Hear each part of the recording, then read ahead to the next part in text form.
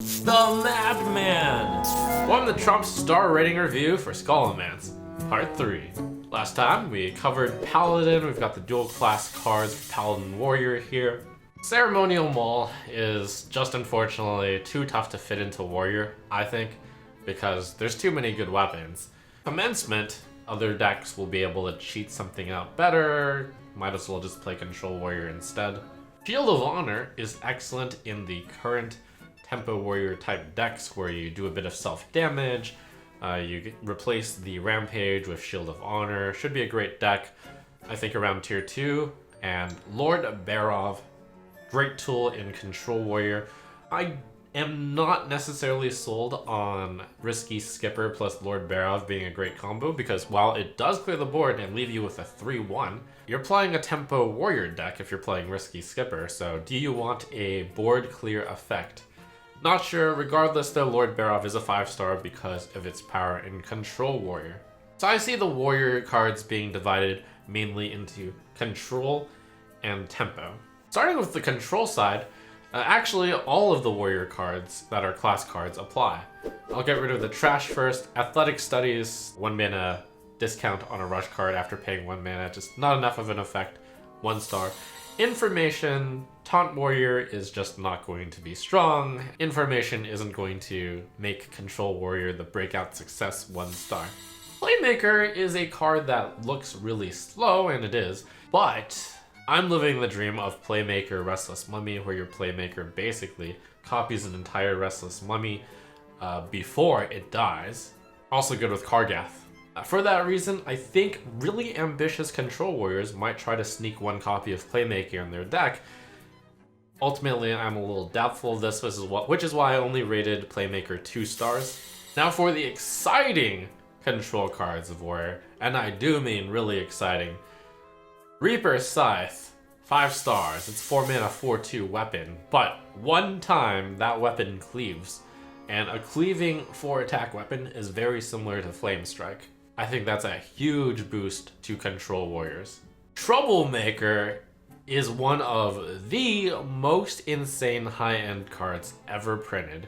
Way stronger, not just slightly stronger, way stronger than Ragnaros. Way stronger, question mark, than pre-nerf Priestess of Fury? That's a hard claim to make, but the Troublemaker, when you play him on an empty board, just crushes your opponent. You just summon a bunch of stats.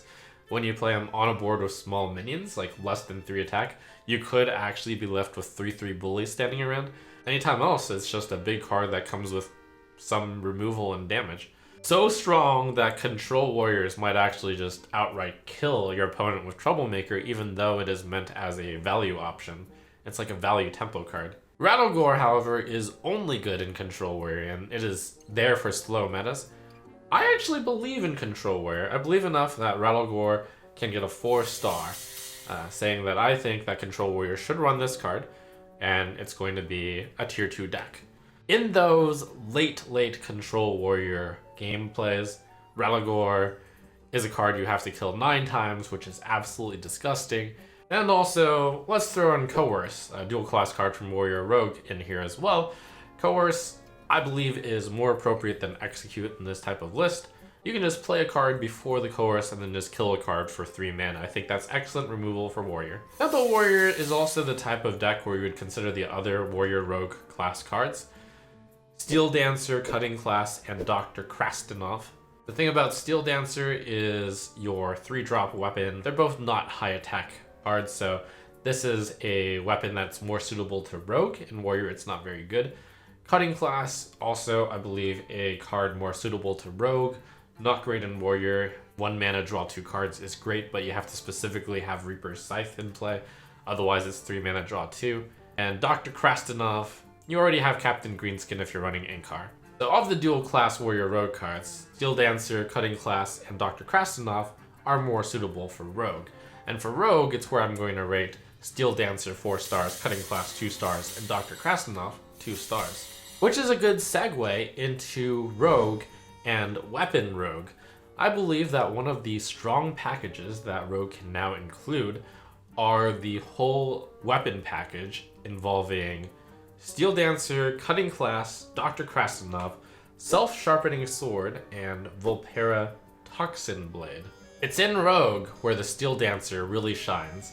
4 stars because I'm thinking it's tier 2, but this is one Rogue deck that I could really see at tier 1. Steel Dancer curves very well from Cutlass on 3 or Self-Sharpening Sword on 3. Could be really big. Volpera Toxin Blade and Self-Sharpening Sword are just great baseline cards. Volpera Toxin Blade is a 3/3 that comes with a permanent deadly poison as long as it's up. Self-Sharpening Sword by itself deals 1+2+3+4 damage, which is 10 damage for 3 mana. But if you put a deadly poison on it, then you're adding 2 damage to each durability, which means +8 damage. That is so much durability on a 3 mana weapon. Cutting Class and Dr. Krasnov, unfortunately, get just 2 stars each, because while Cutting Class might have seemed pretty interesting as card refill for Rogue, there are 2 really good other options for Rogue, both of which single-handedly I feel like make Rogue so much better.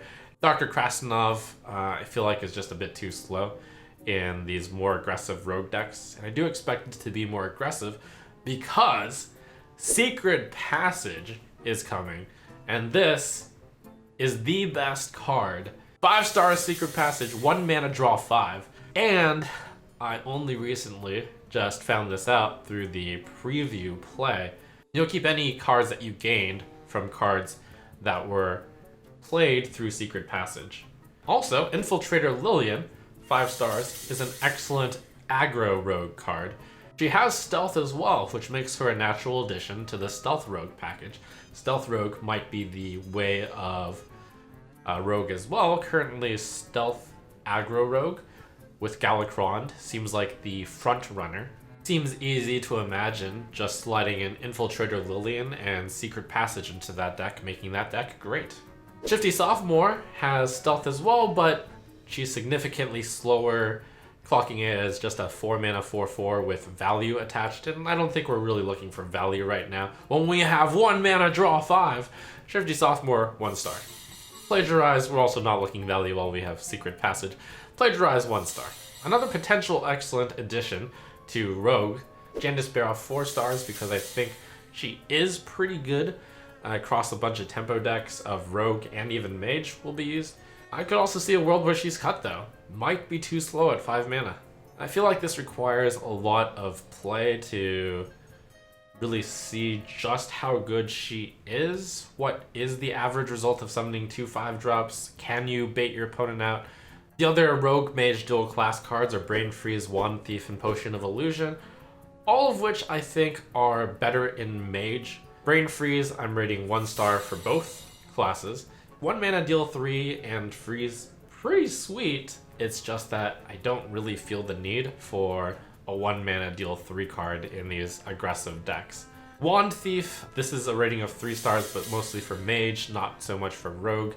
When you have 1 mana, draw 5, you really don't care as much about, getting these value cards. Potion of Illusion, 2-star card for Mage. I believe this is more for combo decks that Mage can field, but not Rogue. Shifting into Mage, the reason why Wand Thief is 3 stars is because I believe that the best version of Mage is going to be Highlander Mage, and I will call it tier 3, sadly. The cards I see going into Highlander Mage would be Wand Thief, Jandis Barov, Firebrand, Combustion, and Raz Frost Whisper. They're all actually all fairly good cards. The main problem is Highlander Mage was on its way down, and other decks are getting so much better. Combustion is a nice AoE removal spell. Firebrand is an excellent board clearing card, way better than Flame Waker. Raz Frost Whisper is just an excellent Despicable Dreadlord. They're all nice, but are these cards really good enough to push a tier 3 deck on the way down up? No. So the other Mage deck that's out, and the Mage deck that was really pushed this expansion, or attempted to be pushed, is the Tempo Mage. Now Tempo Mage is going to use a lot of those cards as well. Tempo Mage may also use a bunch of small spells, such as Brain Freeze.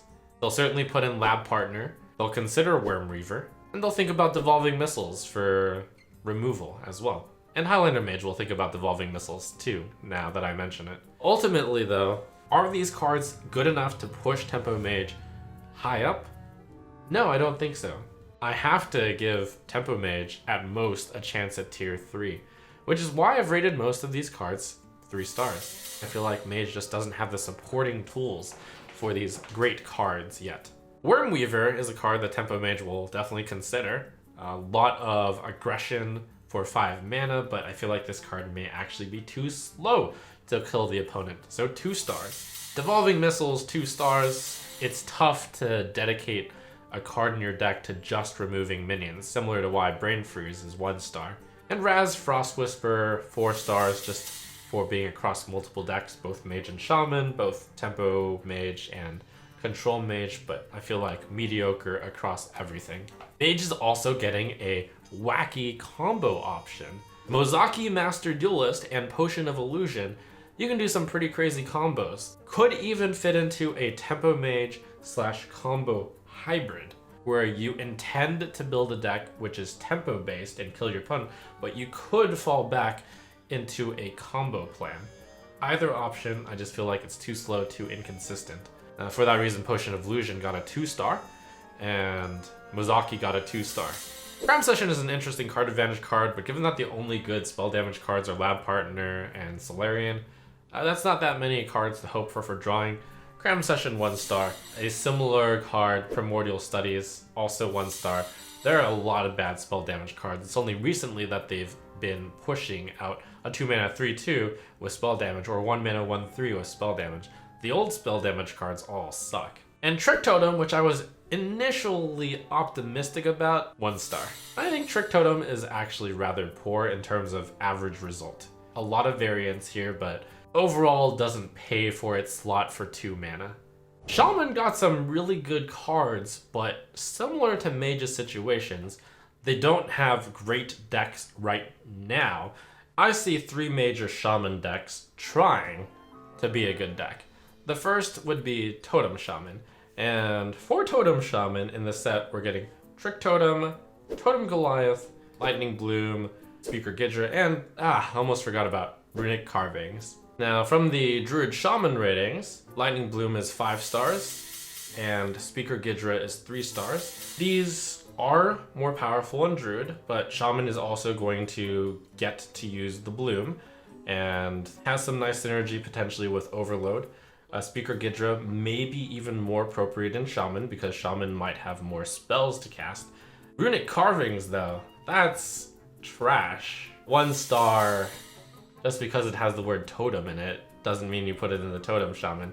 Similar to Totem Goliath, just because it has the word totem in it doesn't mean you put it in your totem deck. 1 star, Totem Goliath just costs way too much. I just don't see the Totem Shaman having gotten much this expansion in terms of totem support. Shaman is also getting one of the best cards in this expansion in a vacuum. Instructor Fireheart. 3 mana 3/3. Discover a spell. Like, that by itself would be good. But on top of that, she's got the clause where if you play that spell, you get to discover another spell. Still, and I was very generous with this, like normally a 5-star card in any other class, 4 stars, which is very generous because it can only be used in the loser class Shaman. Instructor Fireheart does go into every Shaman deck for the next 1.5 years. She is so good. It's just that Shaman isn't very good right now. Let's talk about spell damage Shaman. There's Raz Frost Whisper, an excellent card, especially if you have spell damage. Rune Dagger, insane card, single-handedly, like really powering up the spell damage archetype for Shaman.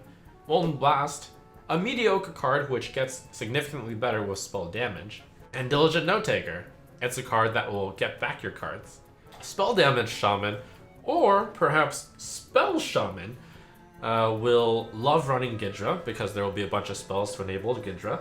The last expansion, there were cards that enjoyed you playing spells the previous turn, so you could include those. Those are more mid-rangey, some are control-y. You've got the Devolving Missiles as a small spell as well. Primordial Studies if you actually want spell damage, but again, there are so many bad spell damage minions that I don't think you should run Primordial Studies.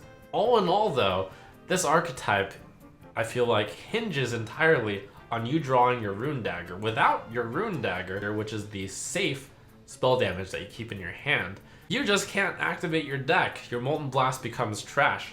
So sadly, I have to give the spell damage stuff pretty low marks. So where does that leave us? Maybe Shaman can have a control deck. I just don't think that it beats out other control decks. You don't have the big cards that can actually finish out a game. You have Tidal Wave, that's new, and that's cool. It's a way to regain health.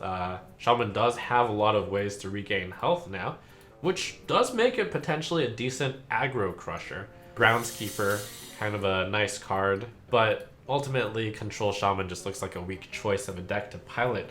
Tidal Wave 2 stars. Across all these decks, I just look at Instructor Fireheart, and I love her value so much, but she is the single shining spot in an otherwise weak class.